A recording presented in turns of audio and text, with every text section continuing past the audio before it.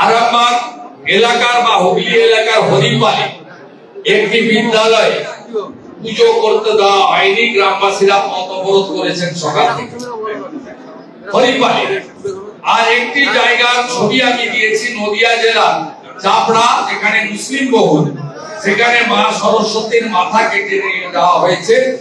পঞ্চমী সময়কালে পুজো করতে পারা যায়নি, পুলিশ একটি নতুন প্রতিমা কিনে রিপ্লেস করিয়ে বেলার দিকে পুজো করিয়েছে। আমরা একটা জিনিসে খুব উৎসাহিত যে আমরা হিন্দুরা যারা ব্রাহ্মণ, ক্ষত্রিয়, বৈশ্য, শূদ্র, বিজেপি, তৃণমূল, সিপিএম, কংগ্রেসে বিভক্ত ছিলাম, আজকে এক জায়গায় আসতে শুরু করেছে। তাই কলকাতা হাইকোর্টকেও ধন্যবাদ, যোগেশচন্দ্র কলেজে তাদের হস্তক্ষেপে পুজো হয়েছে।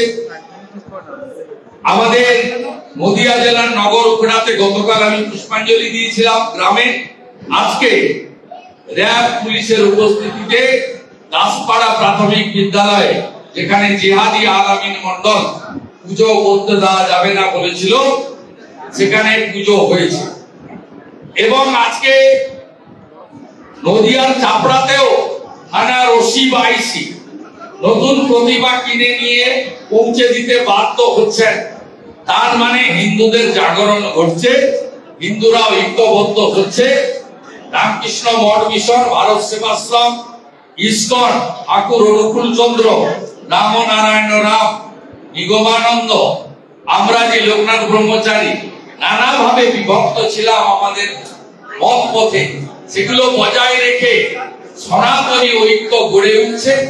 সনাতনীরা তাদের প্রতিবাদ করছে, অধিকার আদায় করার চেষ্টা করছে এবং প্রশাসনও কোথাও কোথাও চাপে পড়ে যাচ্ছে। তাই আমরা পরিষ্কারভাবে বলতে পারি, এই সরকারের যদি বিদায় না দেন, তাহলে হিন্দুদের ক্ষেত্রে 26 সাল হলো শেষ নির্বাচন। এরপরে পশ্চিমবঙ্গের অবস্থা কাশ্মীরের মতো হবে।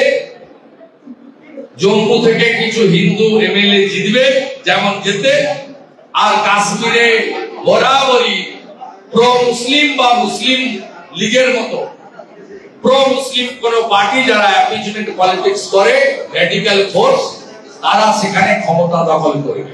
জাগো হিন্দু জাগো, বাটেঙ্গে তো কাটেঙ্গে, এক রহেগা তো শেখ রহেগে।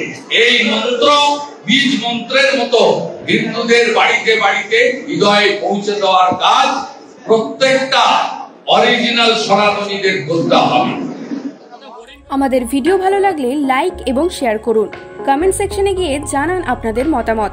আরও ভিডিও পেতে আমাদের চ্যানেল সাবস্ক্রাইব করুন এবং প্রতি মুহূর্তে খবরের আপডেট পেতে প্রেস করুন বেল আইকন।